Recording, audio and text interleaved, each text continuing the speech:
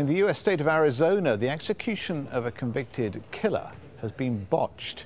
Joseph Wood took nearly 2 hours to die when it should have been just 10 minutes. His prolonged execution has been condemned by opponents of the death penalty. Jonathan Betts has this story.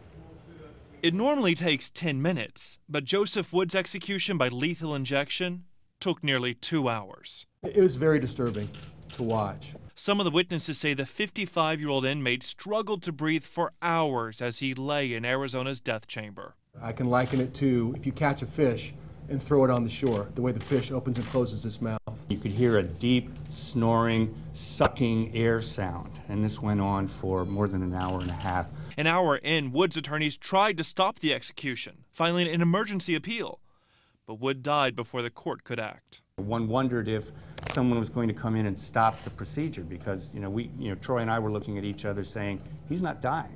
Wood's attorneys had tried to prevent the execution because Arizona was using a new experimental cocktail tried only once before in Ohio, where an inmate struggled for nearly 30 minutes before dying. But the Supreme Court denied Wood a stay. His death is the latest in a series of botched executions. In April, Oklahoma stopped the procedure as Clayton Lockett writhed on the gurney. He died 43 minutes later. Ever since Europe stopped selling execution drugs in the U.S. in 2005, states have been scrambling to find replacements, trying untested combination of drugs and facing protest.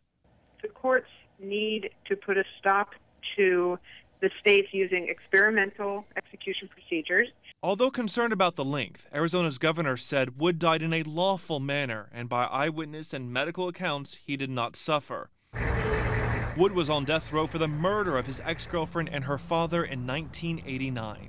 To me, it looked like he was sleeping, he was snoring. That's what I saw. And then he passed away. So how is that suffering? His victim's family shared little sympathy, grateful Wood's life ended, no matter how long it took. You don't know what excruciating is.